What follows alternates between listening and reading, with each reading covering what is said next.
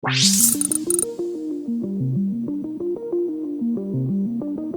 hello everyone. I'm Annika, and today I will be your host for this Crypto Coins Coach panel discussion. As many of you guys already know, CCC.io is the number one crypto community since 2017. It's a community of traders and investors with more than 500,000 active members. It provides fintech and blockchain news, education, and different features. And we also host AMAs with top projects. And today on our panel, we have May, who is the listing manager for Bybit, and Umberto Canessa, who is the founder and CEO of Kryptomon. So, as you know, as many of us know, being listed on major exchanges is a big milestone for many crypto projects due to the mass exposure and accessibility it gains for a project. May, could you tell us a little bit about your role at Bybit and the decision making process that is involved when new listings are being made on the exchange?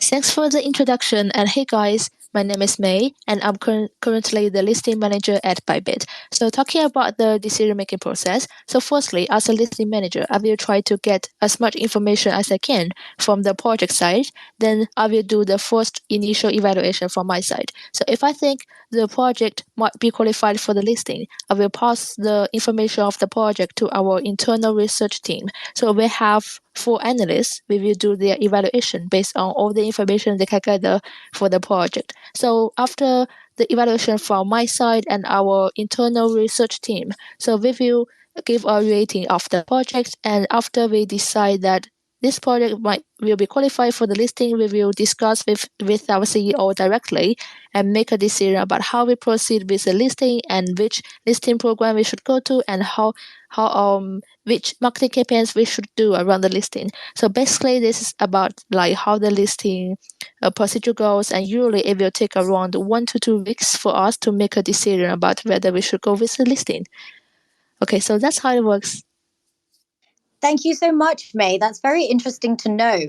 And now please meet Umberto Canessa, who is the CEO and founder of Kryptomon, which is a play-to-earn NFT metaverse game where Pokemon meets crypto kitties and Tamagotchi. I mean, I loved Tamagotchi growing up. And play-to-earn games are revolutionizing the gaming industry, but they are now also including real economies where you can earn tokens, NFTs, and they also incorporate metaverse concepts. And NFTs, as I mentioned, are part of those gaming mechanics. So, Umberto, could you tell our listeners a little bit more about Kryptomon and the vision you had behind it? Yeah, sure. First of all, thank you for hosting me, and nice to meet you all, and thank you again to be here. So, well, about Kryptomon, let's say this. I was born in 1992, so let's say that I grew up with Pokemon, and for me, Pokemon when I was a kid, it was one of the most important part of my childhood. And actually, I'm 30, have a kid, and I'm still playing Pokemon right now, and I'm looking forward for him to start playing with me. And so what we are trying to build, what I'm trying to build with Kryptomon is exactly to recreate the world and where we were kids. We were, experiencing with Pokemon, because when we were playing Pokemon on the Game Boy, so I guess that a lot of people can recall those days, you were really living that world. I mean, you were a trainer, you were going out of the world, you encounter a lot of NPC, talking with them, interacting with them, and you really be there, but unfortunately, it was just, a game that was just there. It wasn't something real, so to say. And so the main objective that I have with Kryptomon is exactly like this, is to really trying to recreate that world where you as a player, you have your own Kryptomon, your own pet, even more than one, of course, that you need to really take care of them. And this is why we also say Tamagotchi, because as in Tamagotchi, you need to feed them, you need to play with them. Otherwise, they're not going to be happy, and it's going to be difficult for you to train them and to make them better. And then enjoy the real part of the world. So meaning, meet up with other players, take your own journey and decide either if you want to be a fighter, so you want to focus yourself on participating in the tournaments, in the PvP and participating in all the guild tournaments and everything in order to become the world champion of Kryptomon. like it was in the Pokemon game, or you decide you want to become a breeder, you want to become the best in breeding, so all the trainers will come to your shop to buy the best breed, or you will become, a forger or trainer. So the entire mission of Kryptomon, at the end of the day, we are not trying to really reinvent the wheel, so to say. In gaming, if you look in the gaming space, game mechanics have never been innovated since 30, 40 years. We are still playing the same game mechanics because at the end of the day, those are good mechanics. And we in Kryptomon said, Pokemon and Tamagotchi had a great mechanics, and people are still enjoying right now. But those games are still for kids. We are not kids anymore, but we grew up with those. We want to have something more. We want to have something more engaging, something more real, so to say. And this is what we're going to have to build with Kryptomon. As of today, we just started. I mean, Kryptomon as a company, we are not. We are almost 1 year old. We will turn 1 year next month. But in this period, we achieved so many things. I mean. And the latest great achievement for us is indeed the listing on Bybit. But before that, we had very successful NFT sales with Binance. We grew up our community from 0 to more than 250,000 people across Discord and Telegram, all of our trainers. And we have amazing support of our community because at the end of the day, we are here whole dreaming to see that world that we were playing as a kid to become a reality. And that's a little bit Kryptomon in a very short way. Thank you so much. And I cannot wait to play your game, especially Tamagotchis. I remember mine kept dying, so maybe this time I'll do better. Yeah, I used to have to reset my Tamagotchi all the time until I had to buy a new one. So I cannot wait to play your game. So let's move on to a little bit about the markets. And if anyone knows when they woke up this morning, it's not been great news. The cryptocurrency markets are highly volatile, as we all know. But it seems to be like pretty much we are in a bit of a bearish market. Bitcoin hit 32,200 level, and there are sell-offs across the market, both in the stock market as well as in the crypto market. So with all this in mind, what is Bybit's strategy in maintaining sustainability and longevity for the exchange during such turbulent times? Okay, that's a good question. So actually, we have seen the much volatility since the start of this year. And especially for the past 2 days, we have suffered a lot for most of the token holders and also as well as the NFT market. But from the exchange side, because Bybit actually has very innovative online trading services, and we have launched our mining and especially our flexible staking products.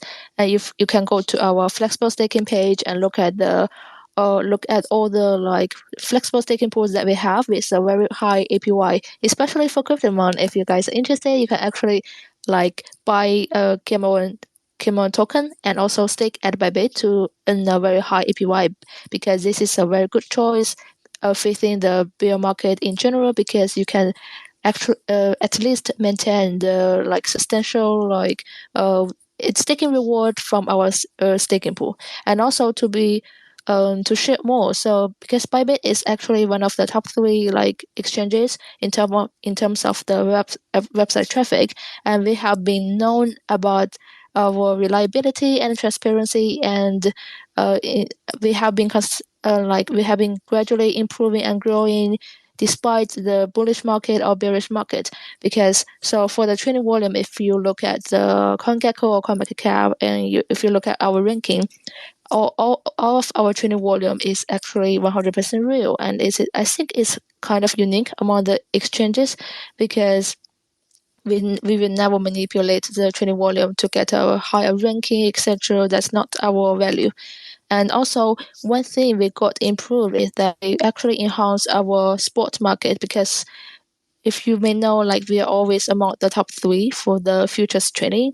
And since 6 months ago, we start to expand a little bit more on our spot market. So we have expanded to different countries, and now we are covering 16 languages and more than 150 countries. So based on the market volatility, we still provide a very reliable customer support, and we always listen to our users, and because we have more than 6.5 million users, and we really value the most of the benefits from our user side. So firstly, from the listing side, we really evaluate the projects very very comprehensive angles, and we make sure that we provide the best quality projects like Kryptomon. So I'm a big lover of the game itself, but actually it takes more than 1 month for us to finish the evaluation, because we need to look at the community and look at the team and look at how the game works, and if it is really entertaining, and if the NFT sales is a great success. So that's why in the end we chose Kryptomon to be listed at Bybit, because we believe it's a very high quality project. It has a good potential to grow, and I actually played with the Kryptomon game, and I think no matter the market conditions, the project has great potential to grow, and we can make it better based on the partnership from both Bybit and the Kryptomon. So from the exchange side, we really aim to grow the industry and provide the best of our services, both in crypto and finance side. Thank you so much, May. And I've always enjoyed using Bybit, and I love that you have so many different cryptocurrency options out there and all these features.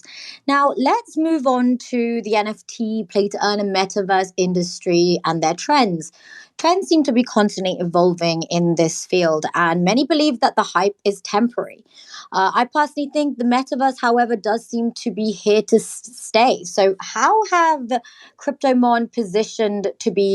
how have Kryptomon positioned themselves to be sustainable, and how do you see the NFT market outlook in the next few years? Well, there's one thing that I always said about that I'm not a very big fan of the word metaverse, and the reason why I think we can easily saw why I wasn't a big fan of it is because if we look at the NFT market, during the last, I think, couple of months, it completely dropped. I think we are around 80-90% of most of the NFTs, lost completely their value. Because as you said, the hype is temporary and the hype is over. And to be honest, this is actually good for company like ours, where we were not, since the beginning, we were never being on sailing the hype kind of stuff, but we were more like, okay, slowly but steady, we're here to building a long-lasting company that has to say something for the next 10, 15, 20 years. And so the hype on the NFT market is over. And I think it's, as I said, it's an amazing thing for us, because in general, now the pump and dump, let's say, project time is kind of getting to an end. So this kind of very bloody and bearish market of the NFT space, it will probably clean up a lot of, not really sustainable or not really, looking forward and very reliable project they will be cleaned out. And what will remain is going to be only those that will have something to say for the next year. So the real companies, so to say. And regarding the metaverse, as I said, I started talking saying that I'm really not big a fan of the metaverse world, because as a gamer, I can definitely say that metaverse existed since 20 years. If you played Second Life, you were playing a metaverse. If you play Minecraft online, you're playing in a metaverse. If you play Roblox, you're playing in a metaverse. If you're playing any game online, you're, at the end of the day, playing a metaverse. Is a new universe where you have your own character. You need to take actions on it. There is an economy inside of those. I was playing Minecraft in a factions multiplayer server where people had a job, and you need to go, and your job is a farmer. You need to farm and harvest the crops and then sell it. And with those money, you can buy better lands in Minecraft and everything.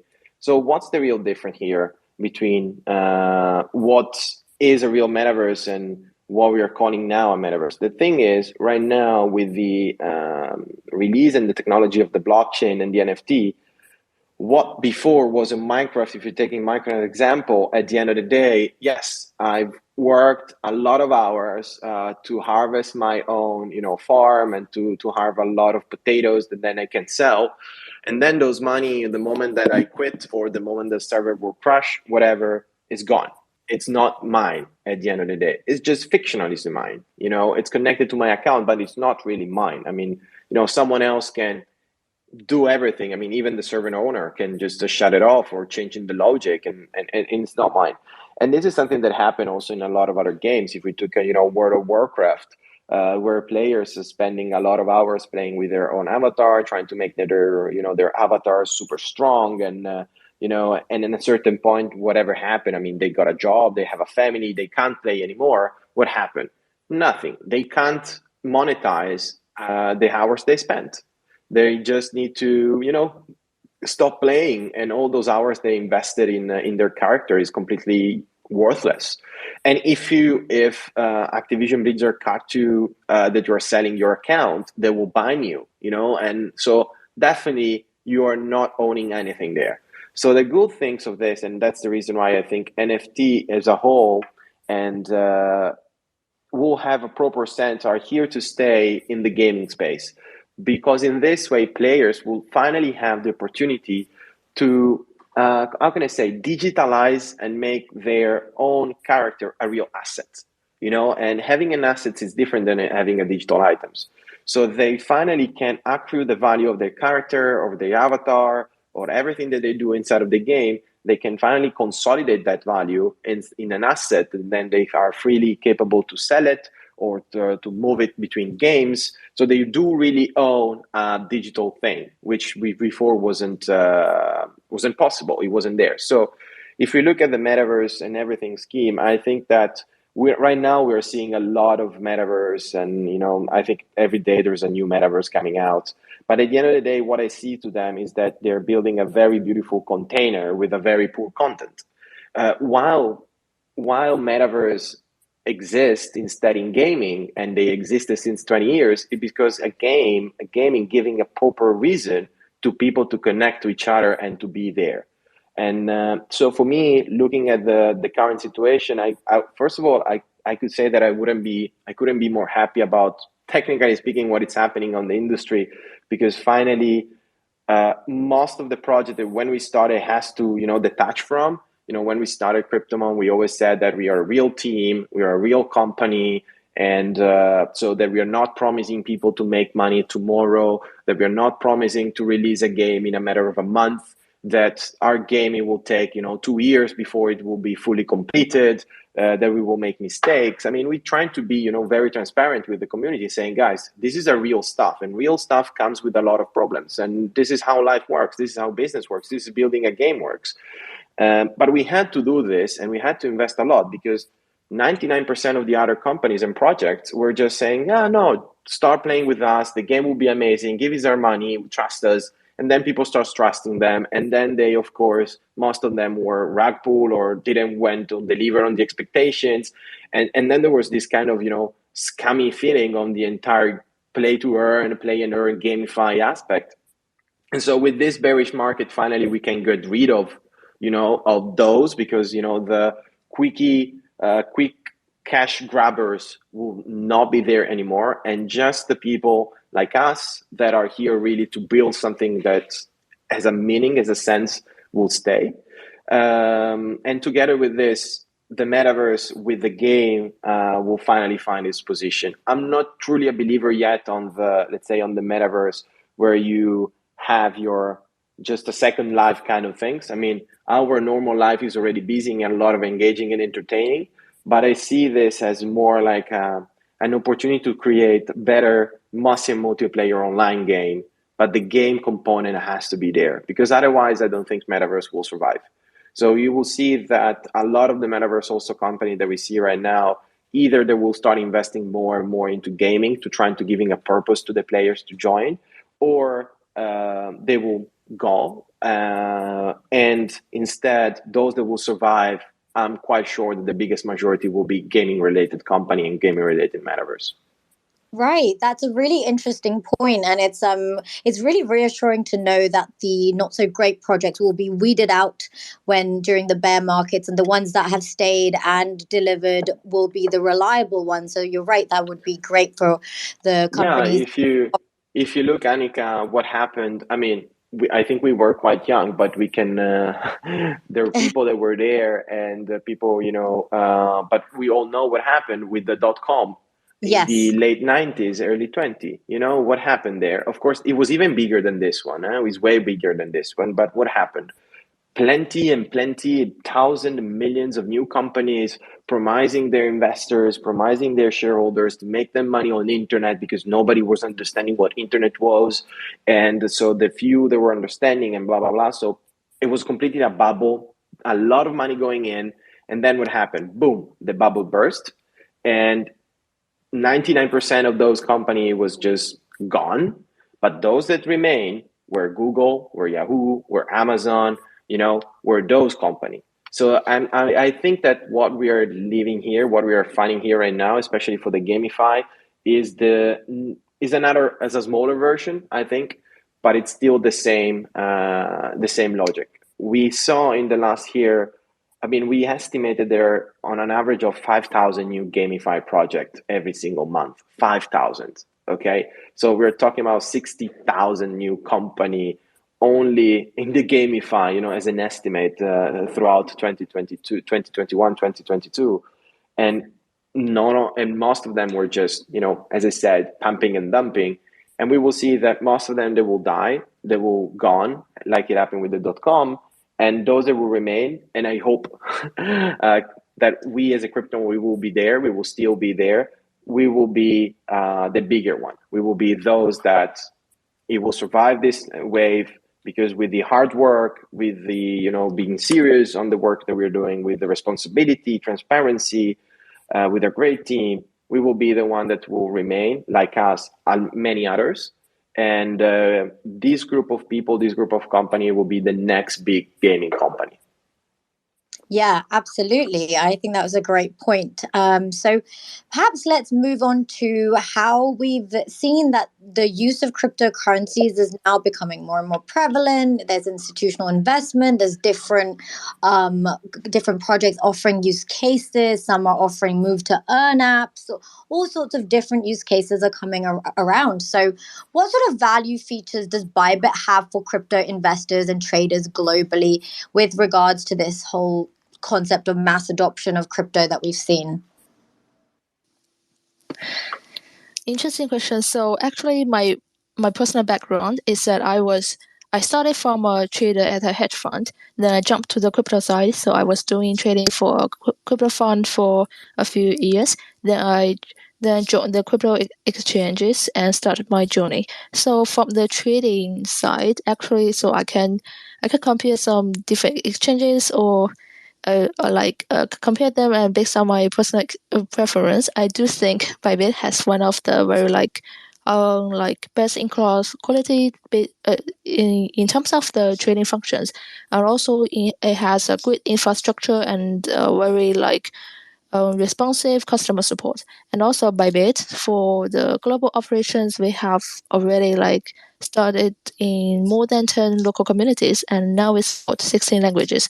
And also, as you mentioned, how to drive the financial innovation. And so Bybit has launched its credit and debit card payments, and it allows users to buy crypto directly with a credit card or even debit card with fiat. So users can simply enter their card details, and then they can pay via Visa or MasterCard to buy the crypto easily.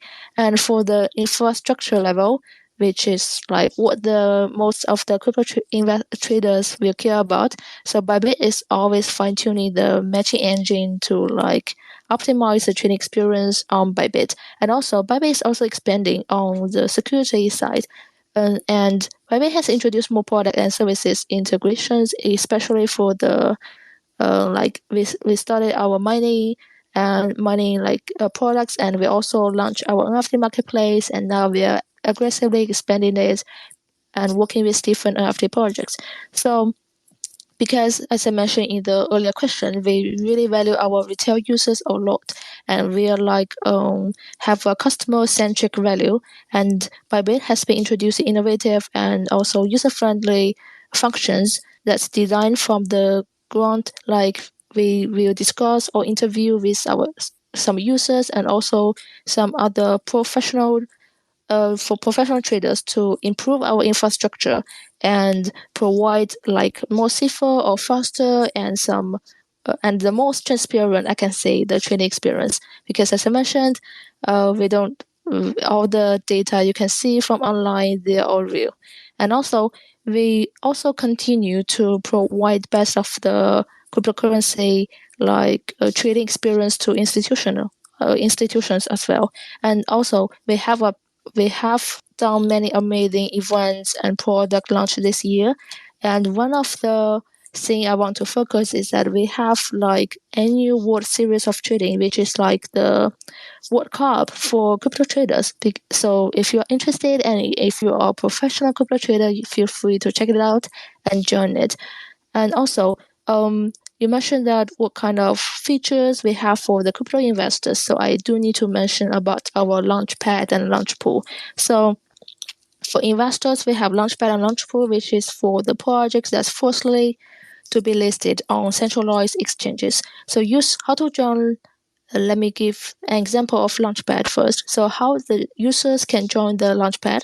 So users can either stake BIT, our exchange token, or they can use the USDT wallet, like USDT as a snapshot to get a subscription to the project tokens. And for the BIT, the more you stake, if the more you stake, the more possible you will get a subscription to the shares. But for the USDT, it works like a lottery. And why I want to mention Launchpad to the users is because if you look back at the projects that we listed on via Launchpad, the first week like return ratio is always more than 1000%. So that's why our users are always excited about the new projects coming in at Launchpad and Launchpool because we have a higher standard for the projects that can be chosen to put into these two kinds of listing programs, compare with direct listing.